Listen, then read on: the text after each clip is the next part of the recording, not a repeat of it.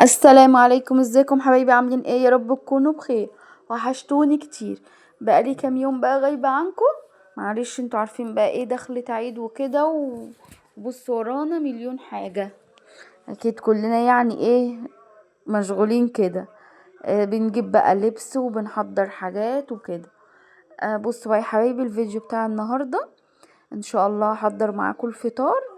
وبعدين انا هخرجكم بقى معايا. رايحة وسط البلد. صورت لكم كده يعني هناك مقاطع بسيطة كده. لان الدنيا بجد زحمة جدا جدا. ما بصراحة ما عرفتش اصور، أنا كنت عايزة اصور لكم المحلات وكده بس الدنيا زحمة قوي.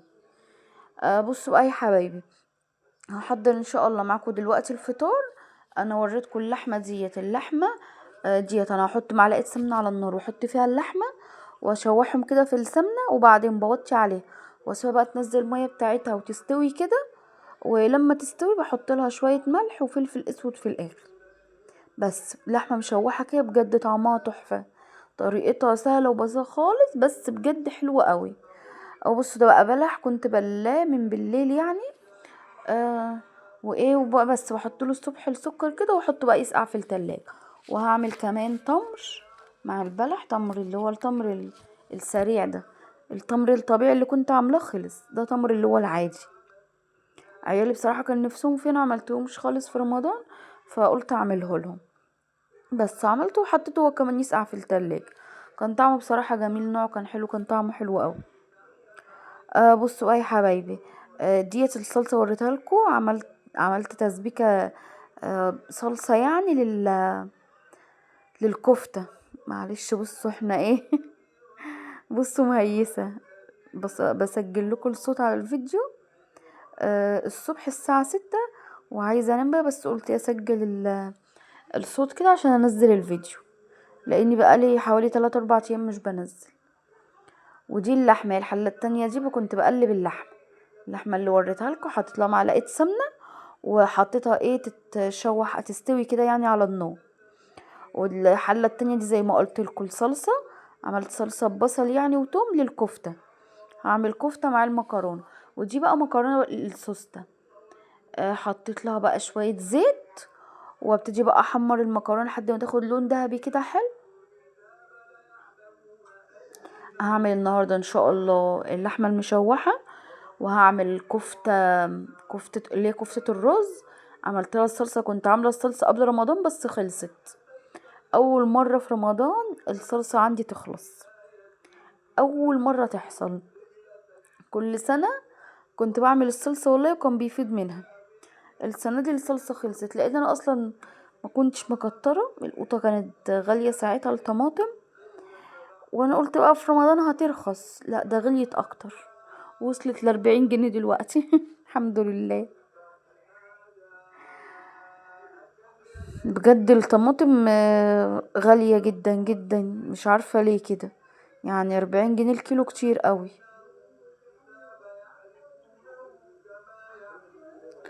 الصلصة بقى كنت مقطعة بصلاية وحطيت عليها معلقة سمنة وحطيتها تتشوح. وبعدين لما تاخد لون احمر كده حلو يعني البصلة بتاعتنا تحمر. نروح حاطين لها فص توم والطماطم بقى ضربنا ومصفينا. بس هتتسبك هنكون حمرت الكفتة. يا بنتي انا قلت لها يعني ايه وانا بعمل كده، قلت لها اقعدي صبعي الكفتة انتي وحطيتها احمر كده وانا بعمل الاكل. الكفتة احمرت رحت سقطاها على الصلصة. وحطيت لها بقى شوية شوربة وسبتها تستوي. بص حبيبي كده كانت المكرونة احمرت. شايفين واخدة ايه لون ذهبي كده حلو. حطيت لها بقى شوية ملح وفلفل اسود وكيس اجينو. بس واحط لها بقى الشوربة. هوريكم الشوربة تكون قد ايه. لان دي الشوربة مش بتكون مغطية زي المكرونة الرفيعة اللي بنحمرها، لا. دي لازما الشوربة تكون اقل شوية من المكرونة عشان ما تتهريش. بصوا كده هحط لها شوية كمان. بصوا شوفوا كده. يعني عايزين ايه يعني يكون زي عقلة كده. من المكرونة تكون عريانة يعني ما يكونش متغطية بالشوربة كلها. بس حطيت لها بقى التوابل زي ما قلت لكم، ملح فلفل اسود كيس اجينو. وحطيت بقى الشوربة وهسيبها تستوي. لما تشرب الشوربة بتاعتها هنوطي عليها بقى واسيبها لحد ما تستوي براحتها. دلوقتي بقى هعمل سمبوسك. سمبوسك بالجبن. انا عملتها معاكم قبل كده بالعصاج الفراخ. دلوقتي بقى هعملها بالجبن. ميكس جبن كده مع بعض بيكون حلو قوي. دي جبنة رومي. الكمية بقى اللي عندكم. بواقي السحور مثلا كده في جبن متقطعة ولا حاجة، روحوا واخدينها وقطعوها. يعني كده ايه براحتكم. طبعا ميكس الجبن دي تقدروا تحطوا اي نوع جبنة انتوا عايزينها. انا حطيت الانواع اللي كانت موجودة عندي. انتوا شوفوا الحاجات اللي عندكم في التلاجة وحطوها. حطيت جبنة رومي قطعتها كده صغير زي ما انتوا شايفين. والجبنة الرودس دي كانت بصوا اخر معلقتين كده في العلبة. بصوا كانت العلبة خلاص فضيت. كان في معلقتين فيها كده. رحت واخداهم. واكمل بقى جبنة بيضة من اللي هي العادية اللي هي الفيتا دي العبور. كان عندي منها يعني رحت حاطة كده معلقتين معاهم تاني. بس بصراحة جبنة رودس دي طعمها تحفة. طعمها عاملة زي الجبنة البريزيدون اللي هي المثلثات. بحبها قوي بصراحة. مع البيض المسلوق بقى اما تعملوا سندوتش كده. تحطوا بيض مسلوق ومعاه جبنة من رودس ديت في السندوتش. و... ورشة ملح بقى وفلفل اسود. ميكس جامد طعمه تحفة مع بعض. بحبه قوي بعملهم كده في السحور. مش انت يا محمد بتحبهم كده؟ ها؟ مش انت بتحبي البيض مع الجبنة؟ انتي شطورة. محمد برضو بيحب السندوتش ده زي مع العيش الشامي بقى بتاع رمضان الحلو ده. بيكون طعمه تحفة مع بعض. حطيت بقى كمان ايه جبنة موتزاريلا. بس وقلبت بقى الميكس ده كده مع بعض. عندكوا جبنة شيدر بقى حطوا. عندكوا بتاع ده الرومي المدخن اللي هو زي اللانشون ده الرومي المدخن. قطعوا معايا كده حتت صغيرة زي الجبنة اللي انا قطعتها. بصوا اي حاجة عندكم حطوا وحشوا بقى السمبوسك. بصوا يا حبايبي الجلاش كنت عاملاه قدامكم. عاملاه بصوا كله من الالف للياء. وفي الاخر جايه افصل الكاميرا بعد ما خلصت لقيت اصلا الكاميرا مفصوله وما كانش بيتصور. المهم ده بقى ايه جلاش مسكر. حطيت زبيب وجوز هند ومكسرات. وقطعت الجلاش الحجم اللي انتوا شفتوه ده. وابتديت ادهنه سمنه واحط الميكس ده مع بعضه. والفه صابع زي ما انتوا شفتوا. بس وبعدين دهنته سمنه من على الوش ودخلته بقى ايه الفرن يحمر. ده كده الاكل خلاص كان استوى. الكفته اهي. بس هي معلش الكاميرا عندي مش عارفه ليه بتطلع الحاجه غامقه كده. ودي اللحمه هي المشوحه طعمها تحفه جربوا الطريقه دي. والسمبوسك بقى عملنا الكميه دي بس كان ايه المغرب خلاص هيأذن. ودي المكرونه بقى المكرونه بعد ما استوت. رحت حاطه لها شويه لحمه مفرومه وقلبتها معاه. بس ومخلل وبس كده وده العصير اهو. كان ساقع بقى وطعمه حلو قوي. البلح والتمر الهندي. بس هنفطر بقى واوريكم الجلاش. ده يا حبيبي اهو الجلاش بجد والله زعلت قوي.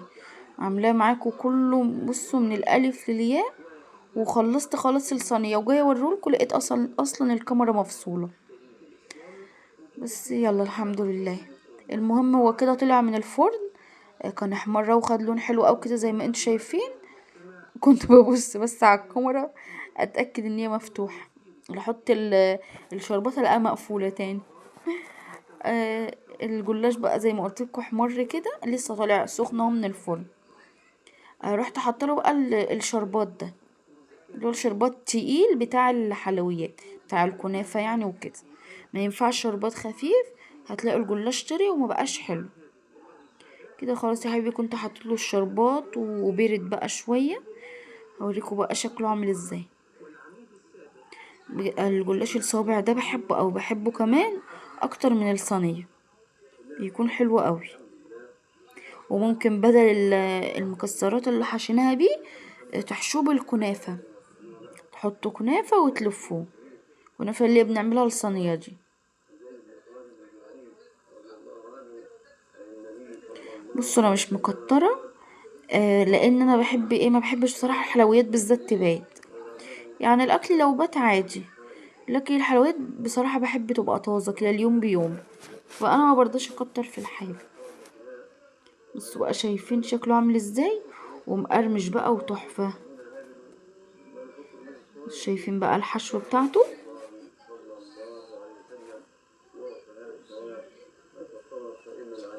تحطوه بقى في الفرن في الرف اللي في النص، وتولعوا الفرن على درجة حرارة 180، وتولعوا وتشغلوا المروحة لو موجودة عندكم، شغلوا المروحة وسيبوه بقى لحد ما يستوي، ويبقى ايه الطبقات تحسه مورق كده يعني. جربوه بقى وقولوا لي رأيكم، ما تنسوش تحطوا لي لايك حلو زيكم. هسيبكم بقى الجولة في وسط البلد.